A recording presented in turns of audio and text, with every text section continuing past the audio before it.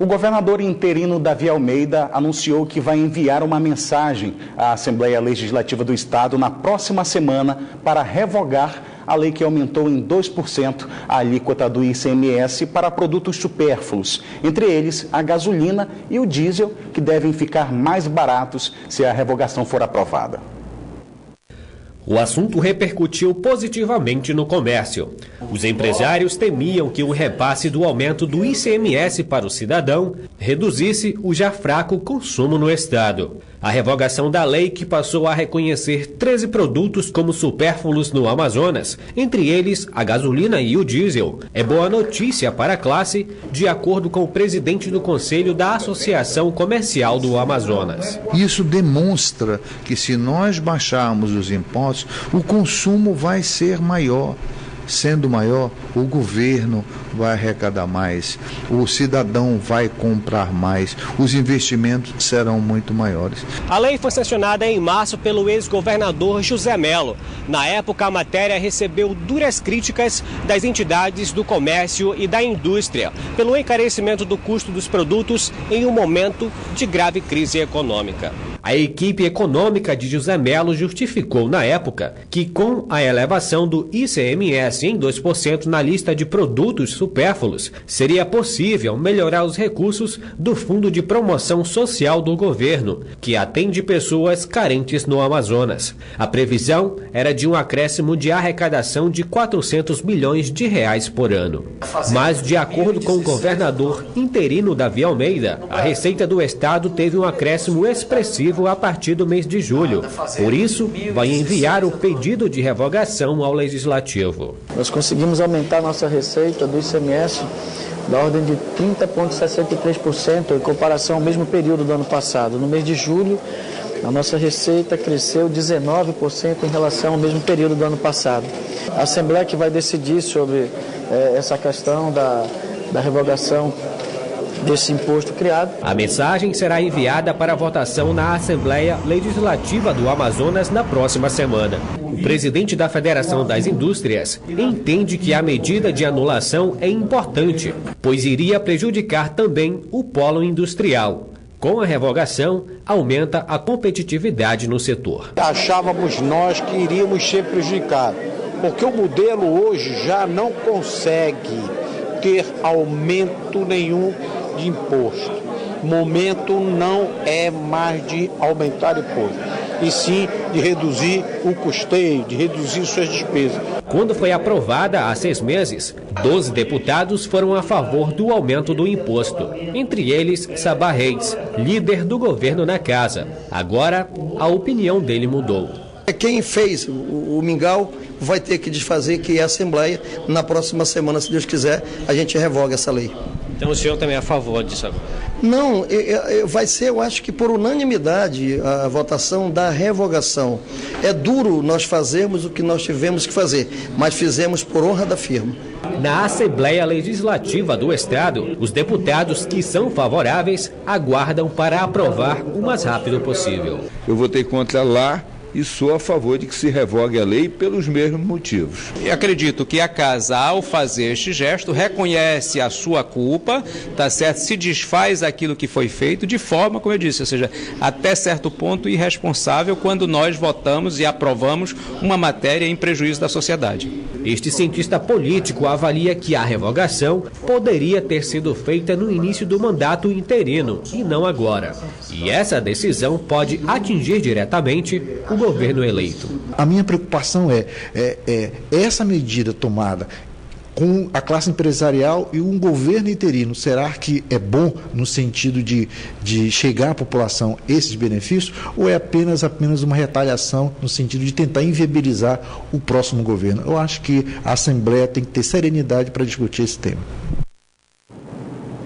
4 suspeitos de participar da morte da canoísta britânica Emma Kelt desembarcaram agora à tarde aqui em Manaus. São eles Jardel Pinheiro Gomes, o Cael, Erinei Ferreira da Silva, conhecido como Alfinete, e Arthur Gomes da Silva, o Beira. Tem um menor que também foi apreendido e transferido hoje para Manaus e mais 2 suspeitos que seguem foragidos. O 7º acusado era Evanilson Gomes da Costa, chamado de Baia, que foi assassinado na madrugada desta quarta-feira em Coari. E com a prisão dos acusados, a polícia também conseguiu localizar os pertences da esportista. O caiaque e a canoa que teria sido usado pelos bandidos foram entregues à perícia. Objetos que foram roubados da Britânica durante o crime também já estão em poder da polícia. Um aparelho comunicador global, um cartão de memória e um celular foram apreendidos entre os pertences da vítima usados durante a expedição. Já o caiaque da esportista inglesa e a canoa utilizada pelos criminosos para cometer o latrocínio que vitimou Emma Kelt, de 43 anos, foram entregues pela Marinha do Brasil à Polícia Civil do Amazonas na tarde desta quarta-feira e serão periciados. O caiaque e a canoa foram apreendidos no interior do estado por equipes de policiais. A Marinha dá apoio logístico aos órgãos de segurança pública e permanece com um navio em ajuda às buscas pelo corpo da atleta no Rio Solimões. Emma era uma turista apaixonada por esportes de aventura. Ela foi vítima de roubo seguido de morte esta semana entre os municípios de Coari e Codajás. A britânica iniciou viagem pela Amazônia desde o Peru. Ela navegava sozinha quando foi atacada pelos criminosos às margens do rio. A Polícia Civil do Amazonas investiga as circunstâncias em que uma mulher grávida foi baleada e a irmã dela morta a tiros no início da semana, depois que homens armados invadiram a casa delas na zona sul de Manaus. A mulher perdeu o bebê, mas segue internada em recuperação. Uma área sob o clima do medo, onde impera a lei do silêncio. Os moradores do local parecem andar assustados com o crime que ocorreu. O caso chamou ainda mais atenção, já que um bebê morreu após ser baleado dentro da barriga da mãe, que sobreviveu e permanece hospitalizada. Foi apenas um dos disparos que perfurou o útero e atingiu a criança. Mas a mãe do bebê, de 21 anos de idade e que estava no 5º mês de gestação, foi atingida por vários tiros. Na unidade de saúde foi realizada uma cirurgia para retirar a criança sem vida da barriga da paciente. A irmã da mãe do bebê, também baleada, não teve a mesma sorte. Ela tinha 18 anos e morreu na hora. Segundo a Polícia Civil do Amazonas, as 2 mulheres foram atacadas dentro de casa durante a noite neste beco. 2 homens armados e encapuzados invadiram a residência. O local onde tudo aconteceu, na zona sul de Manaus, é considerado área vermelha com intensa ação do tráfico de drogas. O delegado que cuida do caso reforçou as características de crime de mando e falou sobre as linhas de investigação. Típica execução aí de crime organizado, de facção criminosa, que daí são vários os motivos, né? Desde dívida com droga, disputa por territórios de tráfico. Então daí que nós estamos investigando, principalmente para identificar os executores. O laudo da perícia ainda não foi entregue. E a direção do Hospital João Lúcio informou que a paciente já recebeu alta da UTI e agora se recupera na enfermaria.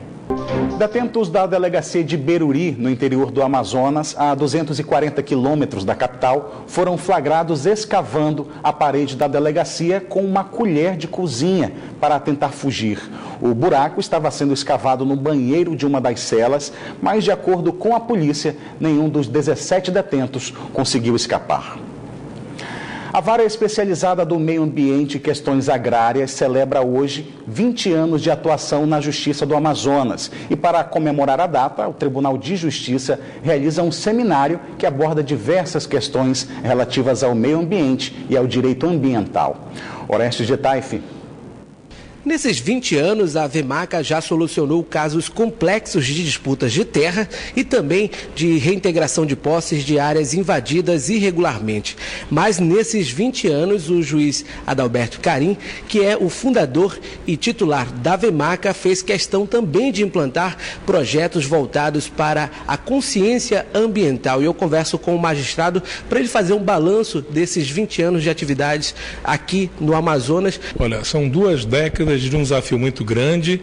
É importante salientar que o Tribunal de Justiça do Estado do Amazonas, numa atitude arrojada, numa atitude pioneira, ainda em meados da década de 90, em 97 mais precisamente, assumiu seu papel constitucional, que a Constituição diz que é incumbência do poder público e disso não pode se afastar o Poder Judiciário, de proteger o meio ambiente para as presentes e futuras gerações. Pois é, esse reconhecimento vem justamente de casos complexos que foram solucionados. O senhor pode destacar alguns? Olha em números. A primeira ação civil pública ambiental julgada na VEMACA já dizia respeito a uma situação no Parque Nacional do Pico da Neblina. Uma situação que ameaçava de lapidar o Parque Nacional. Todas as grandes questões de invasões de área de preservação permanente nos últimos anos, Águas Claras, Carlinho da Carbrais e mais recentemente a Cidade das Luzes, foram debeladas pela Vara Especializada do Meio Ambiente. É óbvio que nós não podemos comparar situações de 20 anos atrás, as invasões elas não tinham esse aspecto de crime organizado que tem agora. Nesses 20 anos foram implantados diversos programas e projetos voltados para a consciência ambiental. Eu mencionei a Constituição Federal, o artigo 225, ele diz também que é incumbência do poder público promover a conscientização ambiental. E o Judiciário faz isso promovendo a conscientização dos seus jurisdicionados. Aqui no Estado do Amazonas nós falamos pela primeira vez em pontos de entrega voluntário, ainda no início da década passada. Hoje nós temos as ocas do conhecimento ambiental, que são espaços de educação ambiental, frutos de sentenças aplicadas a infratores ambientais que construíram esses espaços de educação e hoje fazem parte da rede municipal de ensino que abriga centenas de crianças. Ok, doutor, muito obrigado por suas informações. Lembrando que para celebrar esses 20 anos da VEMACA, o Tribunal de Justiça, por meio da Escola de Magistratura, está promovendo um seminário para abordar as questões ligadas ao meio ambiente e ao direito ambiental. Orestes Litaif para o Band Cidade. Chegou a hora de conferir a previsão do tempo para esta sexta-feira em Manaus e alguns municípios do interior do estado. Em Manaus, a previsão é de tempo nublado com pancadas de chuva. As temperaturas variam entre 25 e 34 graus. No município de Japurá, o tempo fica encoberto com chuva fraca. As temperaturas variam entre 26 e 30 graus. Em Tabatinga, a previsão é de muitas nuvens com possibilidade de chuva. Mínima de 24 e a máxima de 32 graus. A mesma previsão para o município de Inhamundá, onde as temperaturas variam entre 27 e 36 graus. Já completou um ano de obras paralisadas do Hospital do Sangue do Amazonas. O projeto, que teve início em 2014, está com apenas 30% das obras concluídas. O Hemoan diz que é falta de repasse de contrapartida do Estado para dar continuidade às obras. Cerca de 9 milhões de reais investidos em obra morta. O projeto do Hospital de Sangue do Amazonas deveria ser entregue em 2016. Até setembro do ano passado, apenas 30% das obras foram concluídas. E um ano depois, permanece do mesmo jeito, inacabada. A falta de repasse de verbas por parte do governo do estado levaram ao cancelamento dos contratos. Agora, a obra teve que ser encaminhada a uma nova licitação. A Suzan fez a primeira licitação, nós antecipamos essa licitação à aprovação da Caixa. Então, houve uma divergência em orçamentos, o orçamento licitado foi diferente do aprovado pela Caixa, isso foi detectado 2 anos depois, nós resolvemos fazer o distrato distrato amigável, e agora nós estamos licitando o restante da obra. O governo federal já disponibilizou do Fundo Nacional de Saúde mais de 37 milhões de reais para dar continuidade às obras, mas segundo o Hemoan, só vai ser possível realizar a nova licitação mediante o pagamento da contrapartida do Estado, estimada em 13 milhões. A do governo federal já está orçada, ela é liberada à medida que se constrói, agora nós estamos atrás do orçamento dos 13 para poder licitar o restante da obra. O governo já se comprometeu em liberar o orçamento, e aí depois vem o que é difícil, é o financeiro, quer dizer, o orçamento permite a licitação, agora precisa grana para pagar o empreiteiro que constrói.